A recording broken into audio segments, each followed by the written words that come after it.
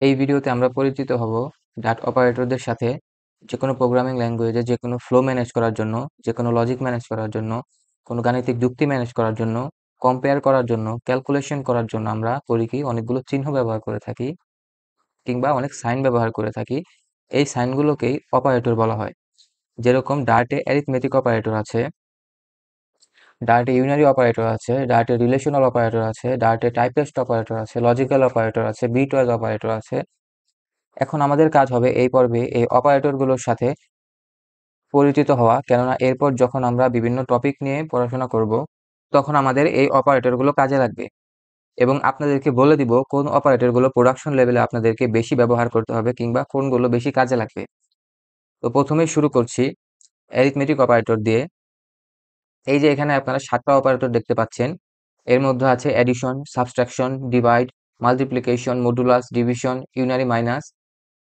এখানে আপনারা প্রথম 4টি দেখবেন সবথেকে বেশি ব্যবহার হচ্ছে, বাকি 3টি খুব একটা ব্যবহার হয় না। মডুলাস মাঝে মাঝে ব্যবহার করা হয়। প্রথম 5টাই আমরা প্রোডাকশন লেভেলে সবথেকে বেশি ব্যবহার করে থাকবো। বাকিগুলো তেমন একটা আমাদের কাজে লাগবে না। অ্যাডিশন, সাবট্রাকশন, ডিভিশন, মাল্টিপ্লিকেশন, মডুলাসই আমাদের কাজে আসবে। এখন আসুন জেনে নেই ইউনারি অপারেটর নিয়ে। আমরা যখন কোনো ভ্যালু এক এক করে বাড়াতে চাই তখন আমরা ইউনারি প্লাস অপারেটর ব্যবহার করে থাকি। ইউনারি প্লাস অপারেটর আবার দুই ধরনের হয়ে থাকে, প্রিফিক্স এবং পোস্টফিক্স।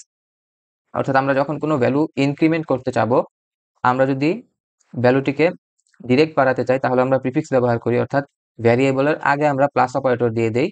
এবং আমরা যদি ভ্যালু পরে বাড়াতে চাই তাহলে আমরা পোস্টফিক্স ব্যবহার করি, অর্থাৎ ভ্যারিয়েবলের পরে দিয়ে দেই আমরা প্লাস অপারেটর। ঠিক একইভাবে ডিক্রিমেন্ট অপারেটরও এর বিপরীত কাজ করে। যেমন it decrement the value of the operand, অর্থাৎ অপারেন্ডের ভ্যালু ডিক্রিমেন্ট করে দেয়। এক্ষেত্রে আমরা করি কি, প্রিফিক্সের ক্ষেত্রে আমরা ভ্যারিয়েবলের আগে মাইনাস অপারেটর দিয়ে দেই এবং পোস্টফিক্সে আমরা করি কি, ভ্যারিয়েবলের পরে আমরা মাইনাস দিয়ে দিই। এগুলো কিভাবে কাজ করে আমি বিস্তারিত পরে আপনাদের কোড করে দেখাবো, আপনারা তখন বিষয়টি ভালো মতো বুঝতে পারবেন। এখন আপনারা আপাতত যে বেসিক ধারণাটুকু আমি দিলাম সেই বেসিক ধারণাটুকু নিয়ে রাখেন, পরবর্তীতে আপনাদেরকে আরো বিস্তারিত জানানো হবে। এখন আসুন জেনে নেই অ্যাসাইনমেন্ট অপারেটর নিয়ে। অ্যাসাইনমেন্ট অপারেটরের ভেতরে হচ্ছে ইকুয়াল, যেটাকে আমরা অ্যাসাইনমেন্ট অপারেটর বলি। অ্যাসাইনমেন্ট অপারেটর বলতে আসলে কোনো ভ্যারিয়েবলে যখন কোনো ভ্যালু অ্যাসাইন করি তখন আমরা এই অ্যাসাইনমেন্ট অপারেটর অর্থাৎ ইকুয়াল চিহ্ন ব্যবহার করি। তো আমরা এখন থেকে আর এটাকে ইকুয়াল বলবো না, আমরা এখন থেকে এটাকে অ্যাসাইনমেন্ট অপারেটর বলবো। এরপরে আসে add assign, subtract and assign, multiply and assign, divide and assign, mod and assign. এগুলো মূলত প্রোডাকশন লেভেলে বেশি কাজে লাগে।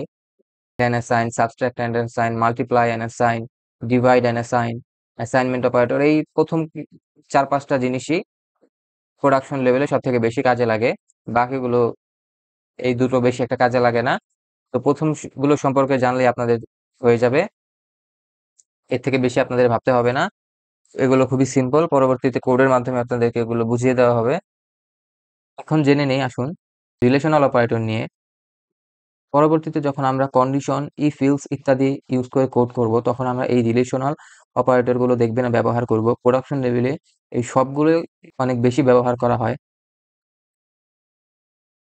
এরপরে আছে type test operator. Type test অপারেটরের তেমন একটা ব্যবহার হয় না, নেই বললেই চলে, মাঝে মাঝে অ্যাজ ব্যবহার করা লাগতে পারে। এরপরে আছে লজিক্যাল অপারেটর। লজিক্যাল অপারেটরের ব্যবহারও হয়ে থাকে সাধারণত logical and, logical or, logical not. এগুলো আমাদের অনেক প্রোগ্রামের ফ্লো ম্যানেজ করার ক্ষেত্রে কাজে লাগে।